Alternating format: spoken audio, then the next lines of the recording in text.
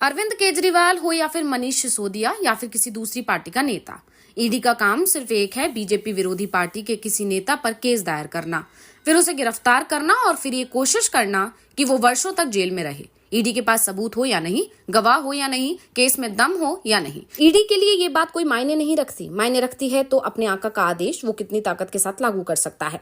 बस जिसे गिरफ्तार किया है उसे जेल में रोक कर रखना है। लेकिन अब ईडी सुप्रीम कोर्ट में बुरी तरह से फंस गई है। जस्टिस सूर्यकांत, जस्टिस दीपांकर दत्ता और जस्टिस उज्जवल भुइयां की बेंच ने ईडी से पूछा, पीएमएलए के मामले में दोष सिद्धि की क्या दर है। कोर्ट ने यह भी कहा कि आप व्यक्ति को सालों तक जेल में रखते हैं। दरअसल सुप्रीम कोर्ट छत्तीसगढ़ के पूर्व सीएम भूपेश बघेल की उप सचिव सौम्या चौरसिया को अंतिम जमानत याचिका पर सुनवाई कर रही थी। इस दौरान बेंच ने कहा कि चौरसिया 1 साल और 9 महीने से ज्यादा समय में हिरासत में है। उनके खिलाफ आरोप तय होना बाकी है और सुनवाई अभी शुरू नहीं हुई है।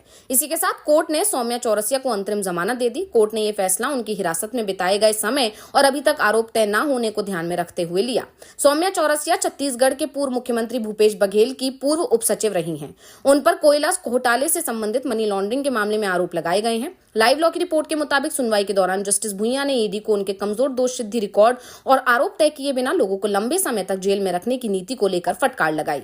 उन्होंने पूछा, बिना आरोप तय किए आप कितने समय तक किसी व्यक्ति को जेल में रख सकते हैं? अधिकतम सजा 7 साल की है। संसद में कहा गया कि सिर्फ 41 मामलों में सजा हुई है। फिर आप किसी व्यक्ति को वर्षों तक जेल में कैसे रख सकते हैं? जस्टिस दत्ता ने आश्चर्य व्यक्त किया कि जिन मामलों में वारंट जारी नहीं किए जा सके, क्या वो किसी व्यक्ति को जेल में रखने का आधार हो सकता है? और बाद में अदालत ने अंतरिम जमानत का आदेश दे दिया।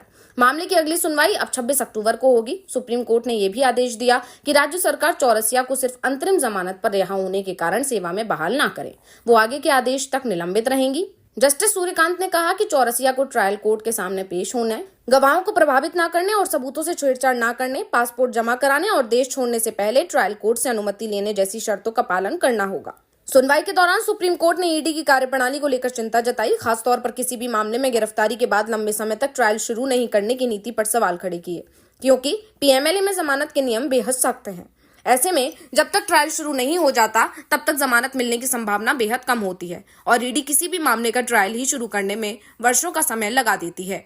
कई मामलों में तो हालात ये हो जाते हैं कि आरोपी के दोष सिद्धि होने पर जितनी सजा मिलनी चाहिए, ट्रायल शुरू होने से पहले उसकी सजा का बड़ा हिस्सा आरोपी जेल में बिता देता है और जब ट्रायल शुरू होता है तो पता चलता है कि आरोपी के खिलाफ ईडी के पास कोई सबूत ही नहीं है और कुछ ही दिनों में उसे बरी कर दिया जाता है। सरकार ने खुद संसद में ये बात कबूल की है कि ईडी किसी के खिलाफ मामला साबित करने में सफल नहीं रहती है। उसकी सफलता का रिकॉर्ड भारत की दूसरी जांच एजेंसियों की तुलना में सबसे ज्यादा खराब है। लेकिन आज सभी लोगों को अगर किसी जांच एजेंसी से डर लगता है तो वो ईडी की है।